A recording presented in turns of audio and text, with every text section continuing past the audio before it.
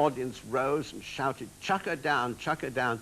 Churchill tried to quieten them and said, if you don't take any notice of her, let her call out votes for women as much as she likes, she won't disturb the meeting. Chuck her down, chuck her down. By that time, I was ready to go to sleep. I, in fact, encountered a politician for the first time at the January 1910 general election. This was an election fought partly, though only partly, on the Liberal idea for the taxation of land values.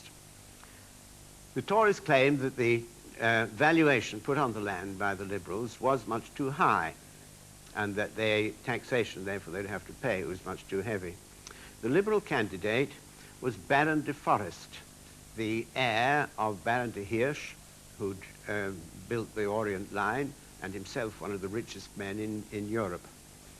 When this Tory complaint was put out, Baron de Forest issued a statement that he had deposited his cheque for £3 million in a local bank and was prepared the following morning to buy all the land of Southport at the valuation the Liberals had put upon it. Not a single Tory accepted the offer. Their complaint that the valuation was too high was not heard again. I actually shook hands with Baron de Forest.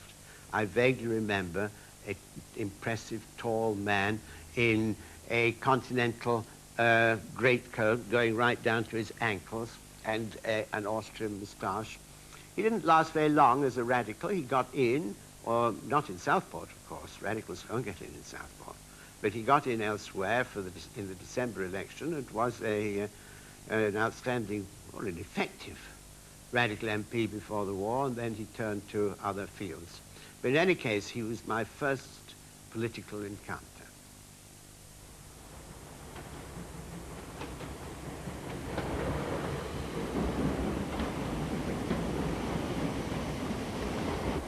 Just behind me is the Birkdale station on the Liverpool to Southport electric line.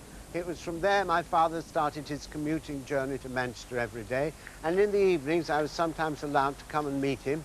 For some reason, I don't know why, it was regarded as a very romantic thing to do. But here on the other side is a puzzle to me, a double puzzle. That is where Birkdale Town Hall used to stand. And that's puzzling enough because there's no Birkdale Town. But the other thing is that it's totally disappeared. For me, Birkdale Town Hall means dancing lessons. They were, I must say, very troublesome for me. I had a trick, which I don't think I have anymore, but when I was under considerable strain, I plucked my tongue out of the corner of my mouth.